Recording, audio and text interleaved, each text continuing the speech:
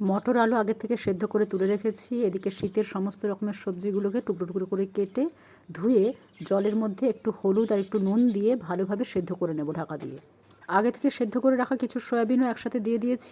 সব কিছু জল ঝরিয়ে আলাদা করে তুলে রাখা হয়। কিছু সেদ্ধ সয়াবিনকে একটু আধা গ্রেট করে রাখা হয়েছে। এবার কড়াইতে তেল নিয়ে তার মধ্যে এলাচ, কালো জিরে, মৌরি, সাদা জিরে, কোচানো পেঁয়াজ, রসুন দিয়ে ভালোভাবে নাড়াচাড়া করে ভাজা ভাজা করে নিয়ে টুকরো করে রাখা টমেটো, স্বাদমতো নুন দিয়ে আবারও ভাজা ভাজা করে হলুদ, লঙ্কা গুঁড়োর জল, গোলমরিচ গুঁড়ো, আধা গ্রেট করা সয়াবিন, সেদ্ধ করে তুলে রাখা সমস্ত সবজি আর সেদ্ধ করে রাখা মটর আলু একসাথে সমস্ত উপকরণ ভালোভাবে মিশিয়ে নিয়ে কয়েক দানা চিনি বা গুঁড়ো মিশ্রিও দিতে পারো। এবার একটু জিরে গুঁড়ো, স্বাদমতো নুন দিয়ে ভালোভাবে নাড়াচাড়া করে উষ্ণ গরম জল যোগ করলাম। ঢাকা দিয়ে 3 থেকে 4 মিনিট মাঝারি আছে একটু ফুটিয়ে নিয়ে তরকারি নামিয়ে নেব।